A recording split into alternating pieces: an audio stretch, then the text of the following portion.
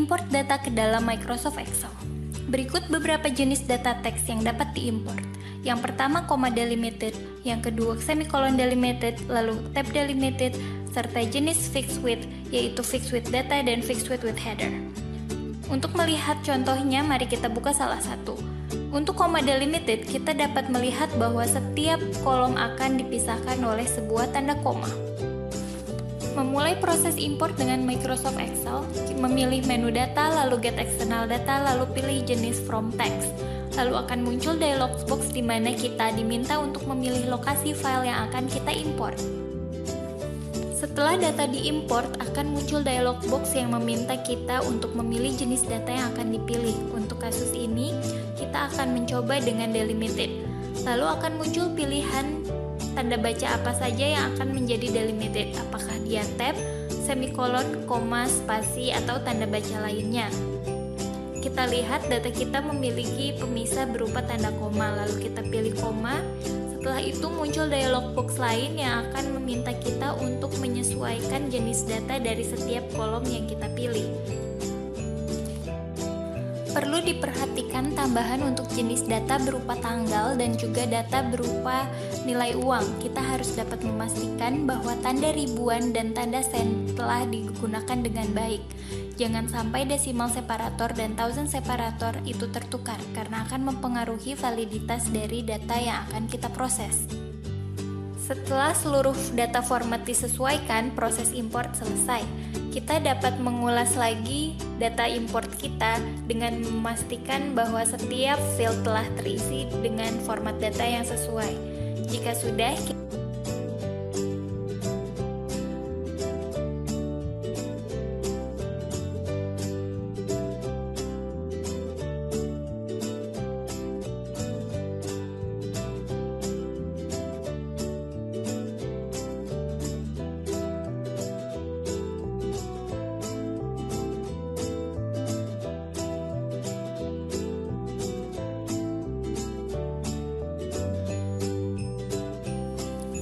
selanjutnya diperagakan untuk melakukan import data teks yang menggunakan titik koma sebagai pemisah antar kolomnya. Pada dasarnya, proses import tetap sama melalui menu data, get external data, lalu from text. Kemudian kita akan memilih lokasi file yang akan kita import. Lalu akan muncul dialog box di mana kita diminta untuk memilih format data teks yang akan kita import, apakah itu delimited atau fixed width. Kita lihat data kita memiliki header, jadi kita harus mencentang pada bagian My Data has header. Selanjutnya kita akan diminta untuk memilih salah satu tanda delimited antar kolom. Setelah itu kita dapat melihat bahwa dengan memilih tanda titik koma, data kita telah terpisah dengan baik antar kolomnya. Kita dapat melanjutkan ke proses selanjutnya, yaitu penyesuaian format data field. Seperti telah dijelaskan sebelumnya, bahwa yang perlu diwaspadai adalah data berupa tanggal dan juga nominal uang. Kita perlu memastikan bahwa setiap kolom tanggal telah berisi format tanggal yang tepat. Dan untuk kolom nominal dapat kita atur di menu Advance untuk memastikan bahwa thousand separator dan decimal separator telah dilakukan dengan baik. Jika sudah proses import selesai, kita dapat melihat bahwa data kita telah tertampilkan dengan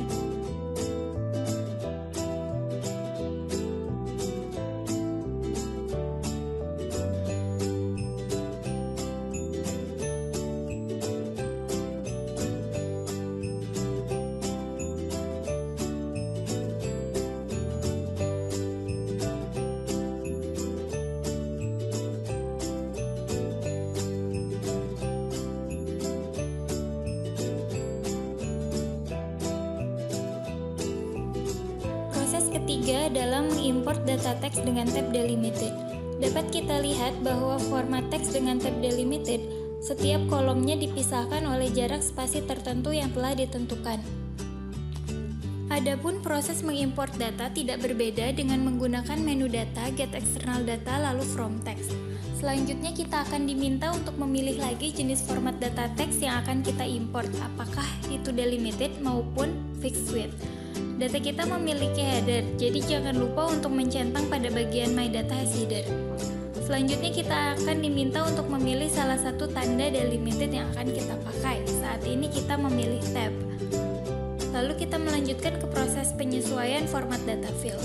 Seperti telah dijelaskan sebelumnya, perlu diwaspadai data berupa format tanggal dan untuk kolom data berupa format data nominal. Jika sudah menyesuaikan, proses import telah selesai. Kita dapat menyimpan file dengan nama yang kita inginkan.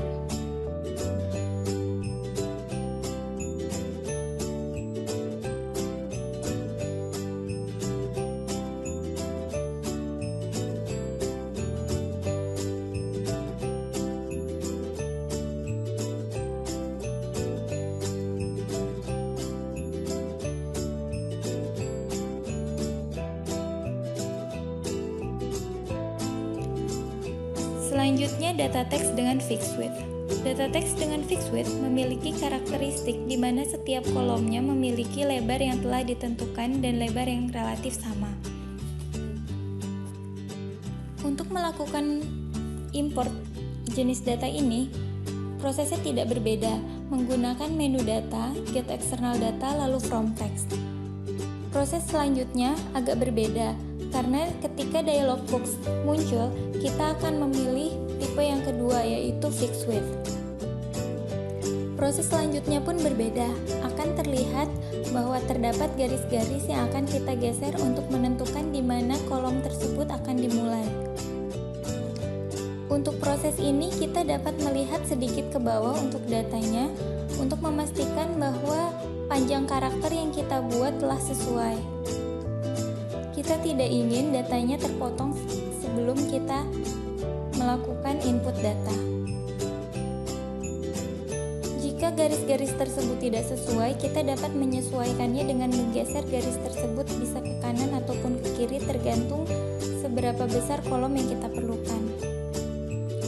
Setelah menyesuaikan kolom, kita akan melanjutkan ke proses selanjutnya, yaitu penyesuaian format data. Tidak berbeda dengan sebelumnya, data yang perlu kita waspadai adalah data yang berformat tanggal maupun nominal terkait pemisah ribuan dan juga desimal. Jika sudah, proses import telah selesai, lalu kita bisa menyimpan filenya.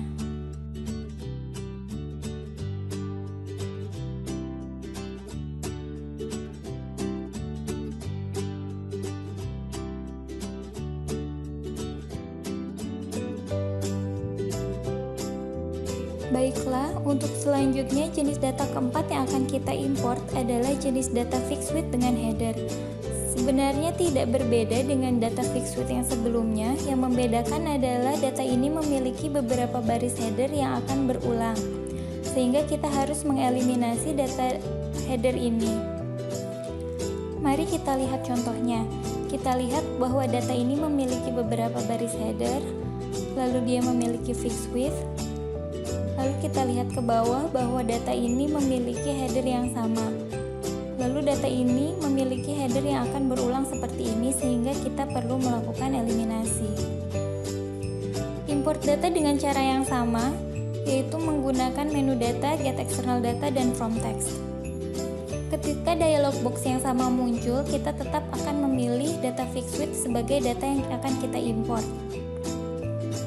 Kita tetap memilih My Data Has Header karena data kita memiliki header seperti terlihat. Selanjutnya, seperti pada proses fixed width, kita akan melanjutkan untuk memilih seberapa besar kolom yang akan kita tampilkan dengan menggeser-geser garis-garis yang ada di bawah ini. Kita juga perlu memastikan ke bawah apakah setiap delimiter yang kita tetapkan telah mengcover seluruh karakter yang ada pada kolom tersebut. Setelah itu kita klik finish dan kita lihat data yang ditampilkan bahwa data kita memiliki header, beberapa baris header, dan header ini berulang, sehingga kita perlu melakukan eliminasi data terhadap baris-baris header yang tidak kita perlukan. Untuk melakukannya, kita perlu menentukan baris mana saja yang sebenarnya tidak kita perlukan. Kita bisa lihat pada layar bahwa row 1 sampai 6 tidak kita perlukan. Kemudian untuk melakukan proses eliminasi, kita akan menggunakan text filter dengan menggunakan custom auto filter dengan karakter begin with, and, or. Lalu kita memilih nama PT-nya, PT GOR, dan juga baris kedua General Ledger Report yang akan kita eliminasi pertama kali. Setelah itu kita pilih, kita akan melihat hasilnya bahwa baris yang berisikan PT GOR dan General Ledger Report telah terfilter. Data ini tidak akan kita perlukan selanjutnya, sehingga data ini dapat kita hapus saja untuk proses ini. Setelah itu kita dapat melihat bahwa terdapat header lain yang belum kita eliminasi. Kita akan melakukan eliminasi dengan kolom yang lainnya.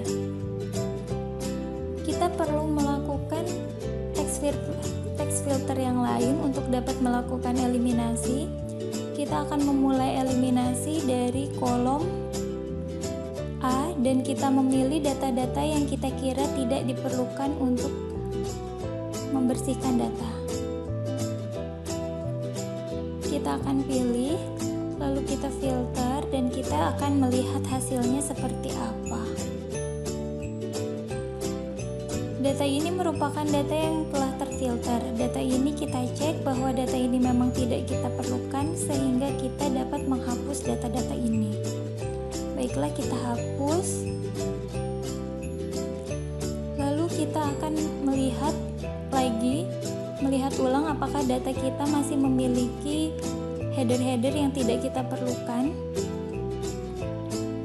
Kita lihat bahwa di data ini masih terdapat beberapa baris header yang tidak kita perlukan. Maka kita perlu melakukan satu kali lagi text filter. Kita lakukan pada kolom I.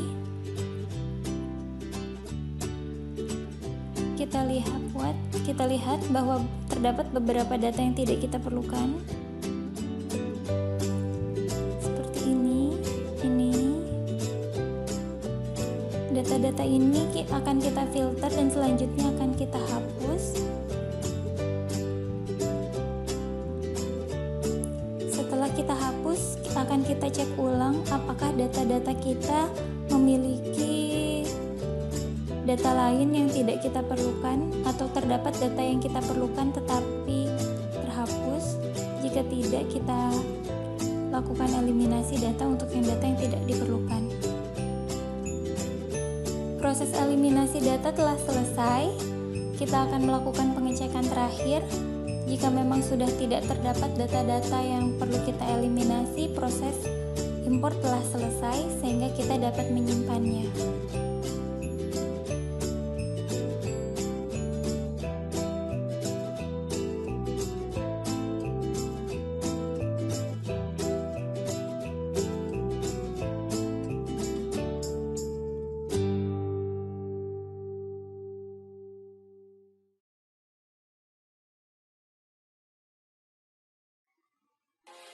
Oke, kali ini kita akan melakukan validasi data.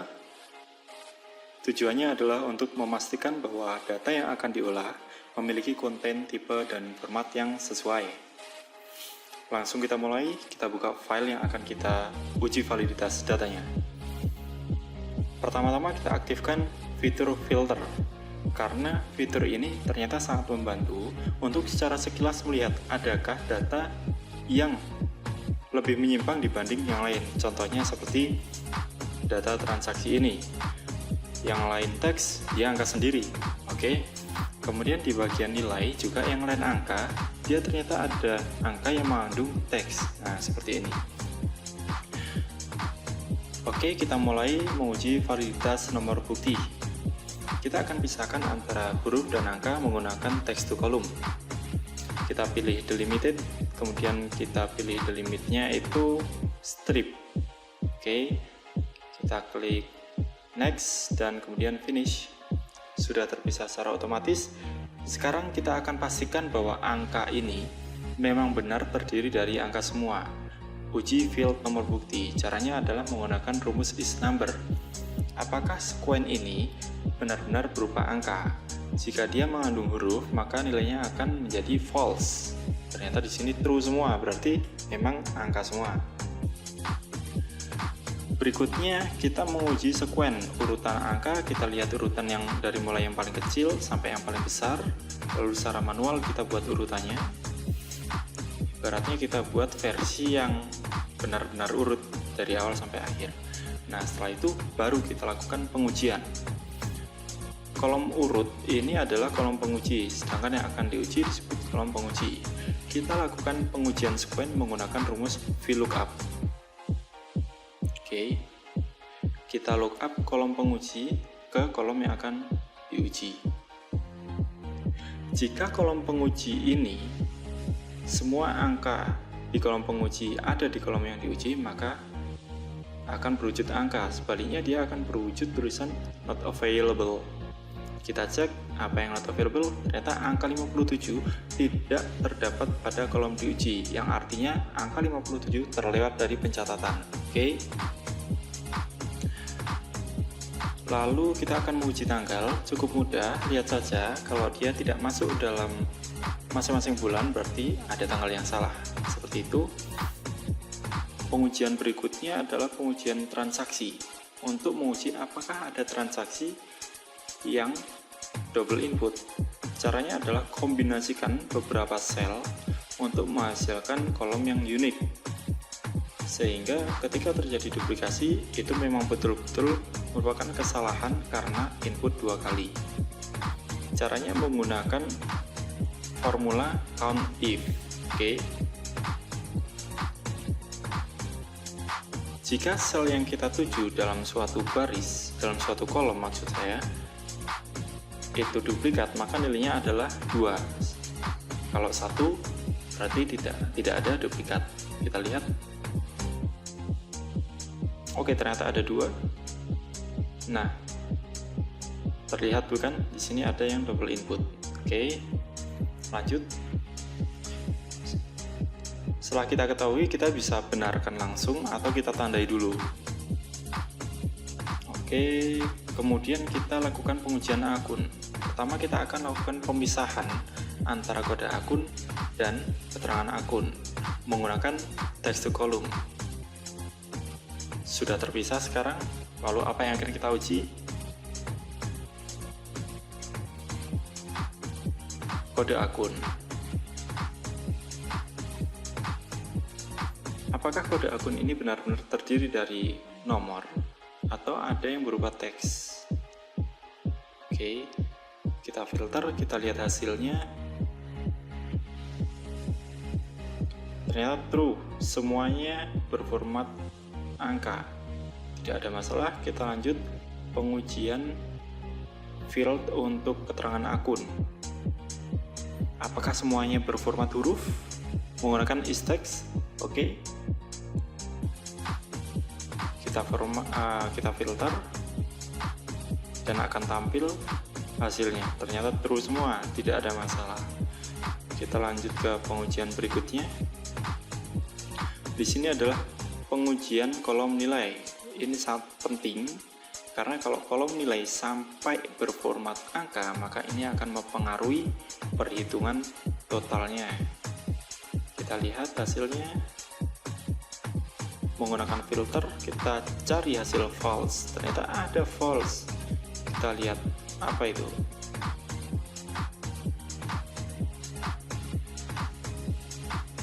Ya, seperti itu kurang lebih. Selesai.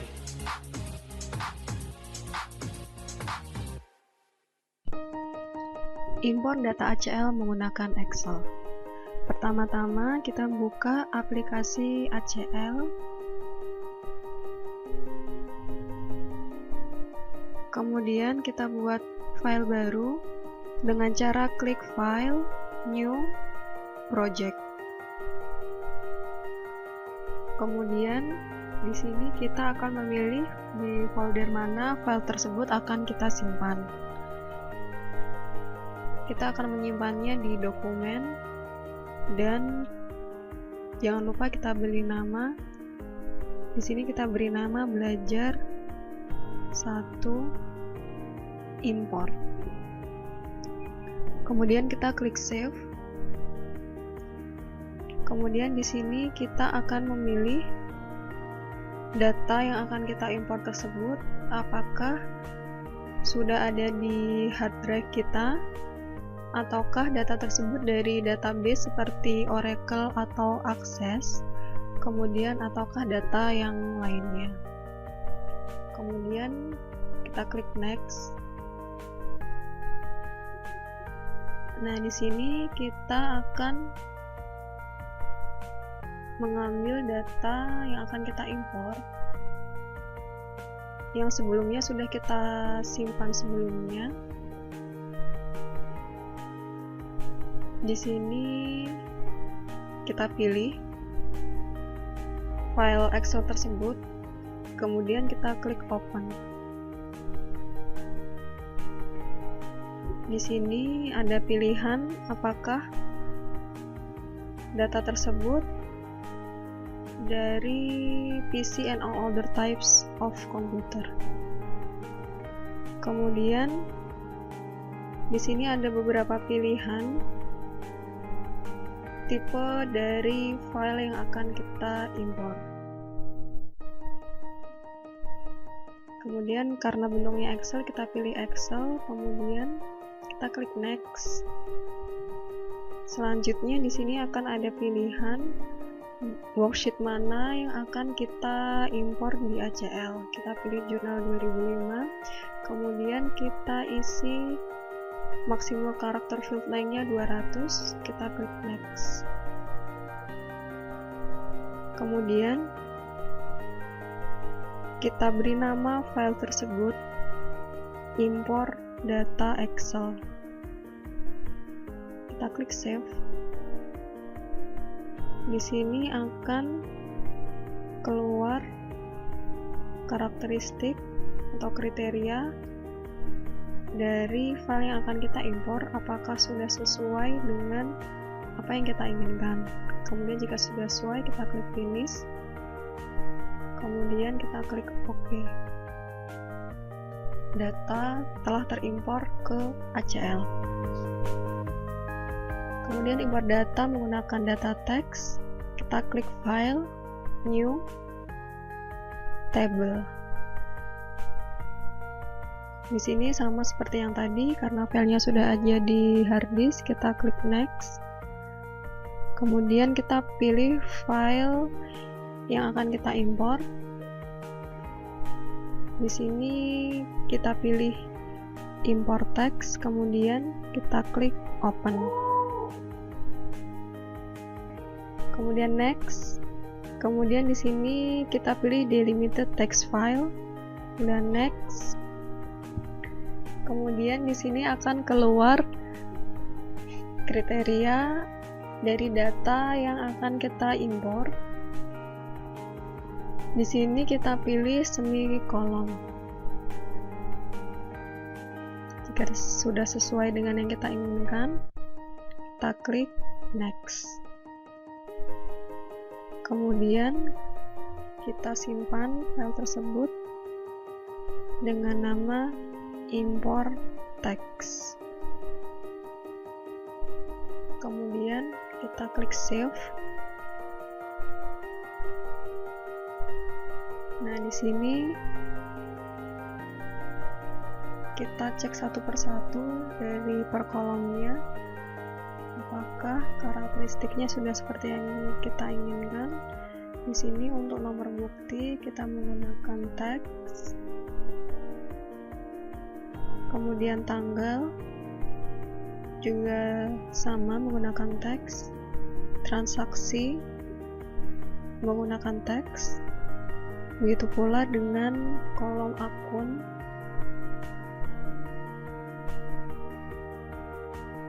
Kemudian untuk jumlah debit